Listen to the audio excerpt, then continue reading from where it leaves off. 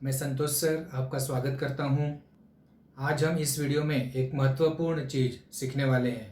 पता है क्या? How to apply theorems in solving the problems. सवाल में प्रमेय का उपयोग कैसे करना है, कैसे मालूम करें कि किस सवाल में कौन सा थियरम हमें यूज़ करना है। सवाल तो बहुत लोग बता देते हैं, सवाल हल कर देते हैं, लेकिन ये नहीं बताते कि इस दिए गए सवाल में ये प्रमेय क्यों लगाया। राइट, हमें पता ही नहीं चलता कि सवाल हमारे सामने रहता है, परंतु उसमें कौन सा प्रमेय लगाना है, कौन सा थ्योरम लगाना है, ये हमें पता नहीं रहता। राइट, इसलिए हम सवाल कर नहीं पाते। तो हमें एक सोचने का तरीका डेवलप करना पड़ेगा कि जो सवाल हमारे सामने दिया गया है, उसमें हम कौन सा थ्योरम अप्लाई करें, ये हम कैसे जानें। बहुत ही ध्यान से आप लोग देखना और पूरा वीडियो लास्ट तक देखना, जिससे कि आपको अच्छी तरीके से समझ में आ जाए कि सवाल को किस प्रकार हल किया जाएगा और उसमें कौन सा प्रमेय लगेगा, ठीक है, और क्यों लगेगा। दोस्तों, इसके पहले हम लोगों ने 3 थ्योरम किया हुआ है। पहला बेसिक प्रोपोर्शनलिटी थ्योरम, दूसरा एंगल बाइसेक्टर थ्योरम और तीसरा थ्योरम ऑफ 3 पैरेलल लाइंस। दोस्तों, यदि हमें किसी सवाल में बीपीटी लगाना है तो हमें क्या देखना पड़ेगा कि जो दिया गया ट्रायंगल है उसमें कोई एक लाइन पैरेलल है या नहीं। राइट, जो गिवन ट्रायंगल है उसमें एक लाइन ट्रायंगल के एक साइड के पैरेलल है या नहीं। अगर पैरेलल है तो हम उसमें बीपीटी लगा सकते हैं। ओके, यही हमने पढ़ा है थ्योरम में। दूसरा, यदि हमें एंगल बाइसेक्टर थ्योरम किसी प्रॉब्लम में लगाना है तो हमें ये देखना पड़ेगा कि जो डायग्राम हमें दिया है, जो ट्रायंगल दिया है, उसमें किसी एक एंगल का एंगल बाइसेक्टर होना चाहिए, और वो कौन सा एंगल का एंगल बाइसेक्टर है ये भी ध्यान देना पड़ेगा। राइट, और तीसरा, थ्योरम ऑफ 3 पैरेलल लाइंस के लिए हमें ये देखना पड़ेगा कि जो डायग्राम दिया है उसमें 3 पैरेलल लाइंस है या नहीं। राइट, ये तो मैंने ऐसे ही बोल दिया। आइए एग्जाम्पल्स लेके देखते हैं। ये हमने पहला एग्जाम्पल लिया है। इसमें if line L is parallel to L N then find the value of X. ये डायग्राम दिया हुआ है। इसमें लाइन एल, ये जो लाइन एल है ये पैरेलल है साइड एल एन के। ये हमको दिया है, this is given to us. Okay, और फाइंड आउट क्या करना है? एक्स, ये हमें फाइंड आउट करना है। राइट, अब ये सवाल आपके सामने है। अब आप सोचोगे कि इसमें हमें कौन सा थ्योरम अप्लाई करना है। राइट, तो ये डायग्राम को देखेंगे और जो गिवन है उसको देखेंगे। ओके, तो डायग्राम तो हमारे सामने है। गिवन में क्या है? Line L is parallel to side L N. Line L is parallel to side L N, ये हमको दिया हुआ है। तो पैरेलल लाइन किस में होता है? हमने जो फर्स्ट दिया है बीपीटी, हमने जो पहला प्रमेय पढ़ा है बीपीटी, उसमें क्या होता है? एक लाइन एक साइड के पैरेलल होना चाहिए। ओके, तो यहाँ पर हमें कौन सा लगाना पड़ेगा थ्योरम? बीपीटी। ओके, तो यहाँ पे हम लिखेंगे in triangle L M N, in triangle LMN, side, you can say line L is parallel to side LN. This is given to us. ये हमको दिया हुआ है। तो हमें ये पता चल गया कि लाइन L जो है साइड LN के पैरेलल है, इसलिए हम बीपीटी इसमें अप्लाई कर सकते हैं। बीपीटी में क्या होता है कि एक लाइन एक साइड के पैरेलल अगर है तो अदर 2 साइड्स का रेशियो सेम होता है। ओके, तो यहाँ पर ये लाइन ये साइड के पैरेलल है तो अदर 2 साइड्स का रेशियो सेम होगा। उसका उपयोग करके हम लोग यहाँ पे इसको सॉल्व कर सकते हैं। राइट, तो ये लाइन इसके पैरेलल है, अदर 2 साइड्स का रेशियो लिखेंगे एल एम का और एम एन का। ओके, इसका रेशियो आएगा, तो line L is parallel to side ln. Therefore, we can write LP upon PN. LP upon PN is equal to NQ upon QM. NQ upon QM. Okay. LP upon PM is equal to, पहले NQ मत लिख देना क्योंकि LP के सामने वाला part कौन सा है, QN. तो LP पहले लिखा है तो QN भी पहले लिखना पड़ेगा, राइट. तो LP upon PM is equal to NQ upon QM. ये हो गया. इसके बाद यहाँ पे थियरम का इसके बाद यहाँ पे रीजन लिखना पड़ेगा. रीजन ये है कि बेसिक प्रोपोर्शनैलिटी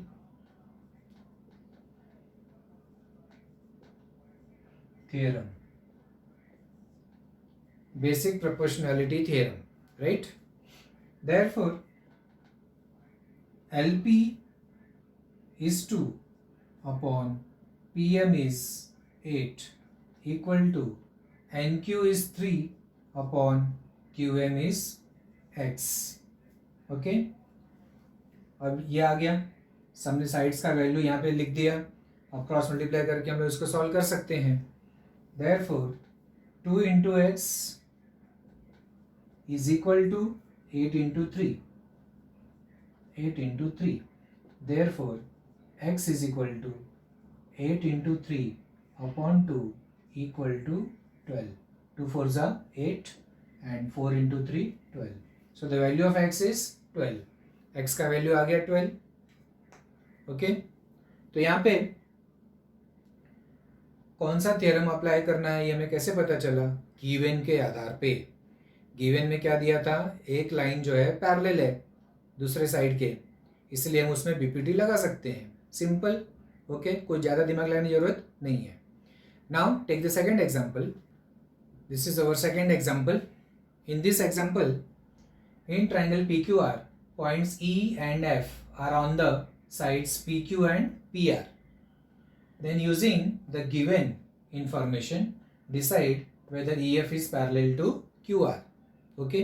ये information दिया हुआ है. PE, EQ, PF and FR, इस सब का लेंथ दिया हुआ है. तो इसको हमें सॉल्व करना है. तो let us solve. In triangle PQR, points E and F are on the sides PQ and PR. Diagram draw करो.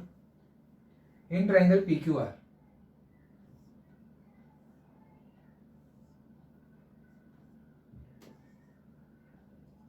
in this triangle PQR, point E is on the side PQ and point F is on the side PR.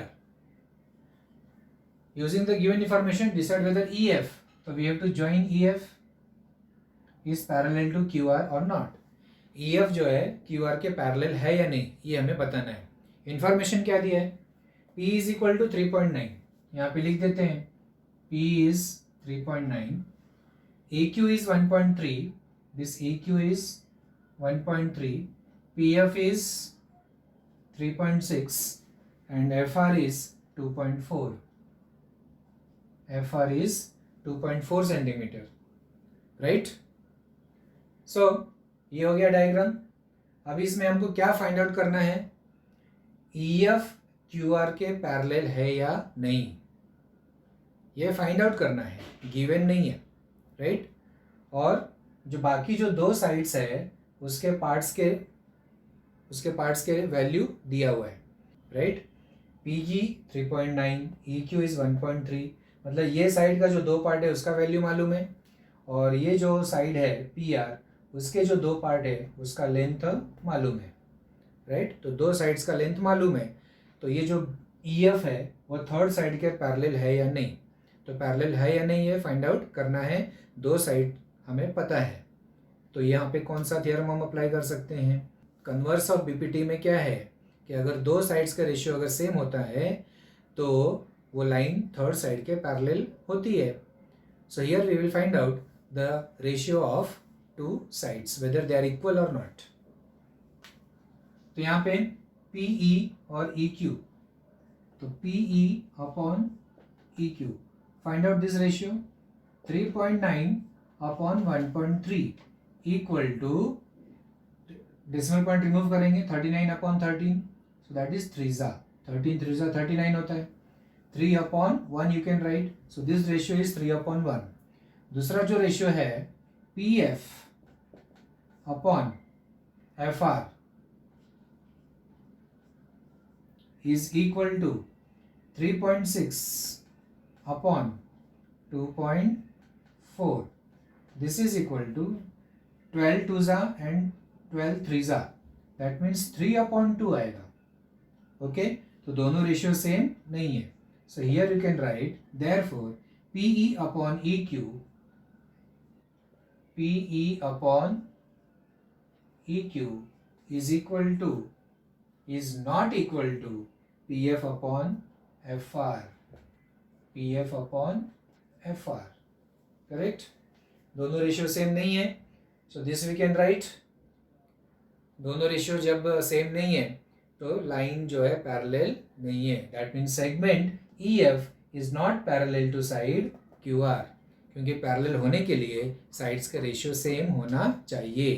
तो last में ये लिखना पड़ेगा, therefore EF is not parallel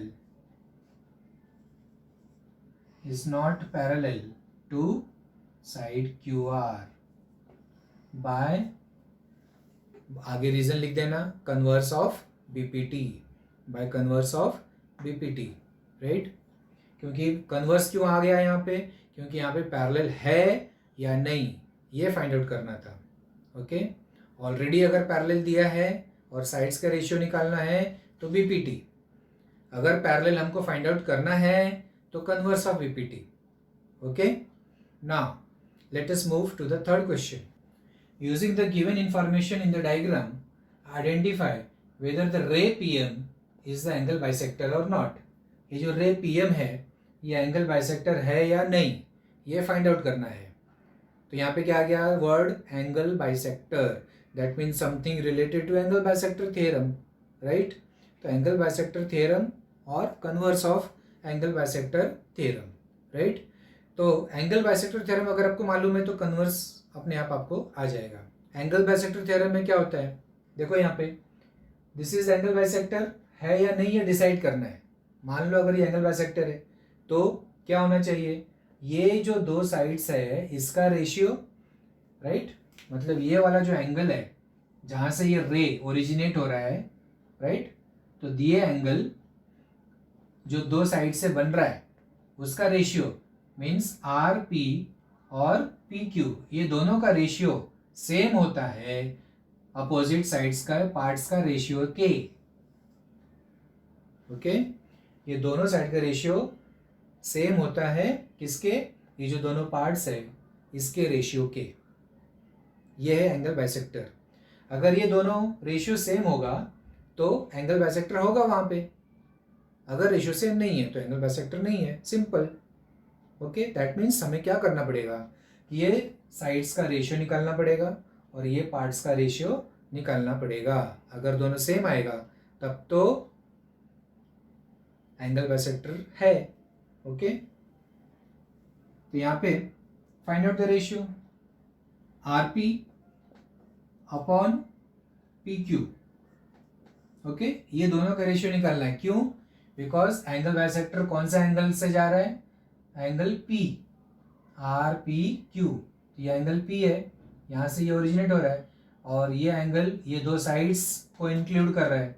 therefore ये दोनों का ratio RP upon PQ, that is nothing but 7 upon 10. And the other ratio, ये दोनों साइड हो गया, इसका अपोजिट साइड ये है, इसके दो पार्ट्स ये है, इसका रेशियो मैंने पहले RP लिखा तो पहले क्या लिखना पड़ेगा, RM. तो RM upon MQ, RM upon MQ is equal to 6 upon 8, that is 2 4 and 2 3 that is 3 upon 4. क्या दोनों इक्वल है, this is 7 upon 10, this is 7 upon 10 and this is 3 upon 4. Equal है क्या, नहीं. Therefore RP upon PQ is not equal to Rn upon MQ. Okay, तो ये दोनों side का रेशियो ये दोनों पार्ट्स के रेशियो के बराबर नहीं है. दैट मीन्स दिस रे PM is not the angle bisector theorem. Right, कौन सा थ्योरम यूज किया हमने? Converse of angle bisector theorem. Why converse? Again क्योंकि एंगल बाइसेक्टर है या नहीं ये फाइंड आउट करना है. ऑलरेडी अगर तुम्हें एंगल बाइसेक्टर दिया रहता और साइड्स का रेशियो निकालना रहता तब तो एंगल बाइसेक्टर थ्योरम. बट यहाँ पे हमको फाइंड आउट ही करना है कि एंगल बाइसेक्टर है या नहीं. That means we will use converse of angle bisector theorem. Okay, so here you will write in the last, therefore ray PM is not the angle bisector of the angle RPQ by converse of angle bisector theorem. Okay, by converse of angle bisector theorem. Understood? Now अभी हम लोग एक और question करेंगे, fourth one. That will be the last one. Now concentrate on the fourth question. Okay, यहाँ पे in the given trapezium side AB is parallel to segment PQ is parallel to side DC. AB is parallel to this segment and this segment is parallel to this side. That means all three are parallel to each other. तीनों parallel दिया है and यहाँ पे ये जो parts है इसका values भी दिया हुआ है. What you have to find out? BQ find out करना है. AP कितना है? 15 और PD कितना है? 12. QC कितना है? 14. Then find out BQ. तो ये जो BQ है ये कितना होगा ये हमें फाइंड आउट करना है. ओके, तो फ्रेंड्स यहाँ पे गिवन में क्या है? 3 sides are parallel, 3 segments are. तो फ्रेंड्स यहाँ गिवन में क्या है? 3 सेगमेंट्स आर पैरेलल.